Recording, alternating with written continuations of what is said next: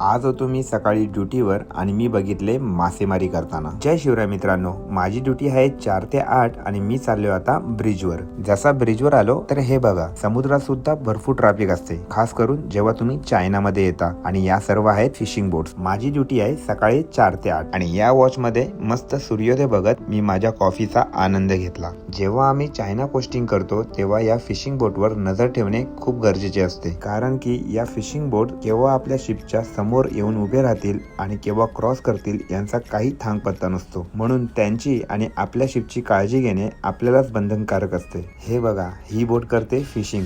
किनाऱ्याच्या खूप लांब येऊन आणि समुद्राच्या मधोमध जाळे टाकून अशी मासेमारी केली जाते। तुम्हाला जर माझे हे मिनी ब्लॉग्स आवडत असतील तर नक्की लाईक अँड शेअर करा। तुम्हाला काही माहिती हवी असेल तर कमेंट मध्ये सांगा, मी त्या टॉपिकवर व्हिडिओ बनवण्याचा पुरेपूर प्रयत्न करेन।